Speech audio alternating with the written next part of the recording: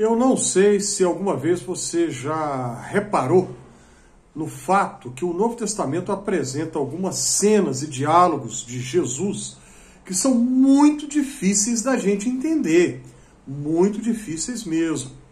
Existe uma concepção popular de Jesus, bastante difundida, bastante divulgada, que o apresenta como se ele fosse um hippie da década de 70, como se Jesus fosse alguém da geração paz e amor, né? Um cara legal.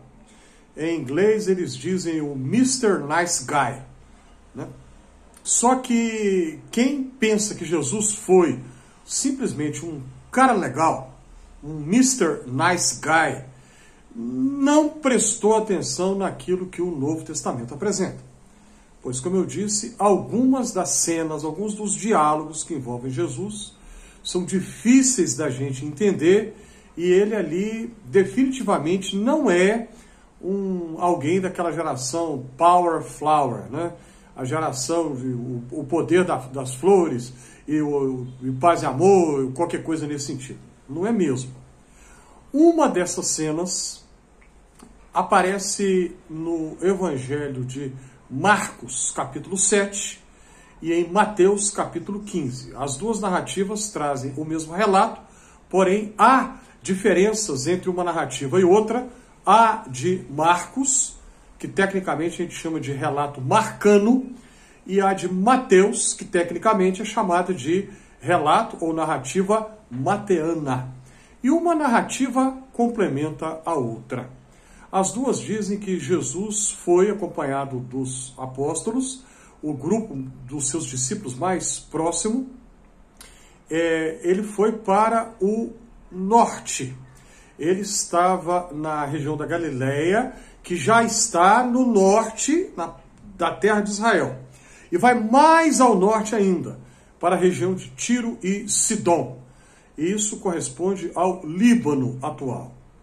Os evangelhos nos falam que Jesus saiu dos limites da terra de Israel duas vezes.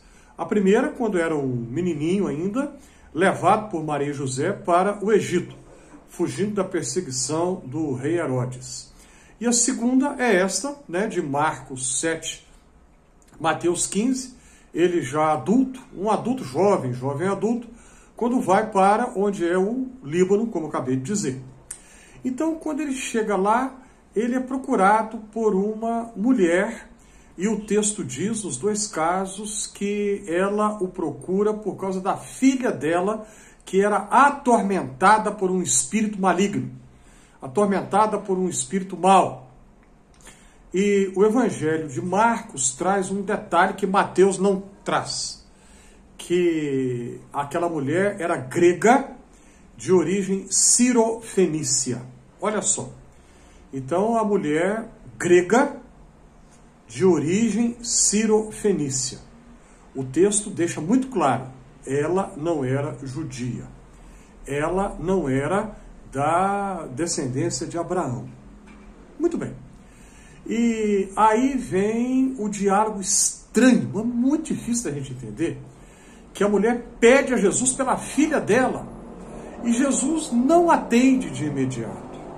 Jesus, inclusive, fala palavras que soam ofensivas. Jesus diz assim: não é bom tirar o pão da mesa onde os filhos vão comer e julgar para que os cachorrinhos comam. E aí a mulher não desiste, ela não briga, ela não apela, e muito pelo contrário, ela continua e responde de uma maneira inteligente. A mulher foi muito inteligente. É uma pena que o texto não traga o nome dela. Ela diz assim: mas os cachorrinhos comem das migalhas que caem da mesa dos seus donos. E aí Jesus, nessa hora, diz: mulher, grande é a tua fé. Esta frase aparece no relato de Mateus. Em Marcos nós não a encontramos. Grande é a tua fé. Olha só que coisa mais interessante. E antes que eu prossiga, os dois relatos concordam no sentido que daquele momento em diante, a filha daquela mulher estrangeira ficou para sempre livre do mau espírito que a atormentava. Para sempre livre. Para sempre poderia viver em paz. Para sempre poderia ter uma vida normal, sem mais sofrer a perturbação daquele espírito que causava tantos problemas para ela, tanta obsessão, tantos pensamentos maus, tanto desespero, tanto nervosismo. Tudo isso passou. Nada disso jamais haveria de acontecer. Mas preste atenção nessa frase, então, que Jesus diz, que o relato de Mateus apenas nos traz. Grande é a tua fé. Espera lá. Você está prestando atenção no que eu estou falando aqui? A mulher é grega, de origem cirofenícia, não era judia. Eu falei isso aqui 2, 3 minutos atrás, estou repetindo de propósito. Ela certamente devia ser da religião grega. Ela não conhecia os profetas nem os poetas do Israel antigo. Ela não tinha conhecimento das escrituras sagradas dos judeus, mas ela confia em Jesus. E por isso Jesus reconhece que aquela estrangeira, muitíssimo provavelmente de outra tradição religiosa, o texto não diz de maneira explícita que ela era de outra tradição religiosa, mas nem precisava dizer.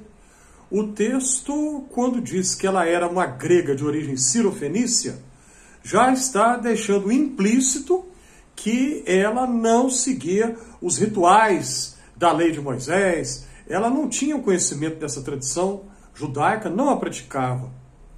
Mas ela cria, ela confiou em Jesus a ponto de aguentar aquela humilhação, e todos os intérpretes da Bíblia, desde a antiguidade, são unânimes em apontar que Jesus estava fazendo um teste com ela, e Jesus já sabia que ela seria aprovada. Jesus já sabia que ela ia passar por aquele teste. Jesus já sabia. E ele faz o teste a si mesmo para mostrar para a mulher, não para mostrar para ele, Jesus, mas para mostrar para a mulher o tamanho do amor que ela tinha pela filha. E o tamanho da fé, da confiança no Deus Criador que ela tinha. Quantas vezes nós vemos aí pessoas que sofrem de um etnocentrismo religioso, que pensam que apenas quem é do seu grupo religioso vai ser abençoado por Deus. Apenas quem tem a mesmíssima tradição religiosa que aquela pessoa tem, vai receber a graça divina. A Bíblia diz que não é assim. A Bíblia diz que Deus tem um amor muito maior e Ele abençoa quem nós não pensamos que Ele pode abençoar. Conforme a nossa perspectiva, talvez aquela pessoa de outra tradição religiosa não mereça receber a graça de Deus. Mas Deus é maior do que nós e a graça dele é que nos salva. Não é a nossa moralidade, não é a nossa religiosidade, não é a nossa ortodoxia teológica, é a graça dele que nos salva. Pense nisso com muita atenção. Se você gostou desse conteúdo, já vai logo clicando aí na mãozinha do joinha, coloque nos comentários suas impressões e sugestões, ajude a compartilhar esse conteúdo, inscreva-se aqui no Fé e Café, e se você já se inscreveu, eu te agradeço de coração.